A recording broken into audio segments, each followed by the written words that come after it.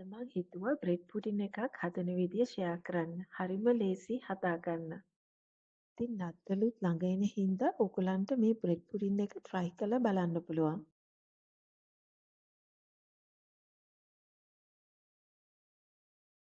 මේ වගේ baking dish එකක් අරගෙන හොඳට බටර් ගා ගන්න.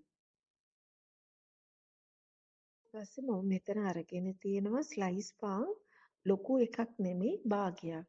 ඒ පෙති ටික ඔක්කොම මම ටෝස්ට් කරලා ඊට පස්සේ මේ වගේ කෑලි වලට කපලා තමයි මම මේ ඩිෂ් එකට දාන්නේ.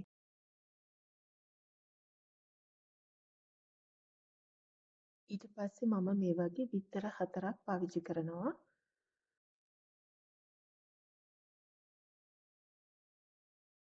මම මෙතනදී පාවිච්චි කරන්නේ ලයිට් බ්‍රවුන් සුගර්. එතකොට මම මේ සැඳි 4ක් විතර වගේ දානවා. ඔයගලන්ට කැමති ප්‍රමාණයක් දාගන්න පුළුවන්. මම වැඩිපුරම ගොඩක් සුගර් රසවලට කැමති නැති හින්දා මේ වගේ අඩු ප්‍රමාණයක් දාන්න පුළුවන්. ඔයගලන්ට සුදු සීනි උනත් පාවිච්චි කරන්න පුළුවන්. මේ වගේ හොඳට බිත්තරයි සීනි මිශ්‍ර කරගන්න. ඊට පස්සේ ඔයගලන් වැනිලා එසෙන්ස් එකතු කරගන්න. මම මෙතන වැනිලා පවුඩර් තමයි පාවිච්චි කරන්නේ. තේ හැන්දක් විතර. ඒක හොඳට මිශ්‍ර කරගත්තට පස්සේ මම ෆ්‍රෙෂ් මිල්ක් 750 ml විතර පාවිච්චි කරනවා. ඉතින් ඒකෙන් චුට්ටක් මම මිශ්‍රණයට එකතු කරගන්නවා. පාන් කෑලි උඩට මේ මිශ්‍රණය දාලා හොඳට පොඟව ගන්න.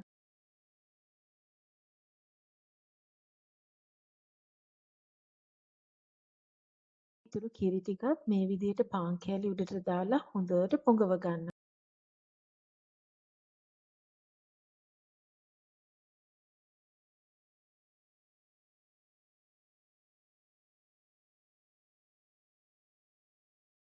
මේක උඩට මම රේසින්ස් එකතු කරගන්නවා. ඔයගලන්ට කැමති නම් කජු මොන හරි ඒ වගේ නට්ස් වර්ග තියෙනවනේ එකතු කරගන්න උනත් පුළුවන්.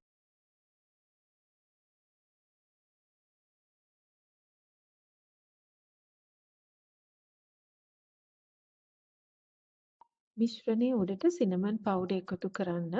මම මෙතන වැඩිපුර සිනමන් පවුඩර් එකතු කරගන්නවා. ඔයගලන්ට අකමැති නම් සිනමන් දාන්න නැතුව ඉන්න උනත් පුළුවන්. නැත්නම් චුට්ටක් අඩුවෙන් දාගන්න පුළුවන්.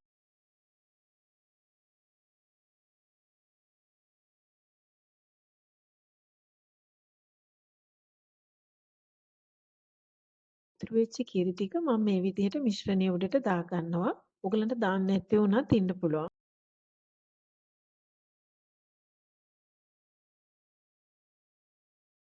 මේ විදිහට තේ හැන්දක විතර මී පැණි චුට්ටකුත් එකතු කරගන්නවා. මේ විදිහට බේකින් පෑන් එක ෆොයිල් එකකින් වටේ ඔතන්න. මේකේ ට්‍රේ එකට වතුර ටිකක් දාලා හොඳට ප්‍රීහීට් කරන්න. ඊට පස්සේ වතුර හීට් වුණාට පස්සේ බ්‍රෙඩ් පුඩින් එක ට්‍රේ එකට දාලා පැයක් පමණ බේක් කරන්න. ඩ්‍රෙසින් සුගර් ටිකක් මේ විදිහට බ්‍රෙඩ් පුඩින් එක උඩින් ස්ප්‍රින්කල් කරන්න පුළුවන්.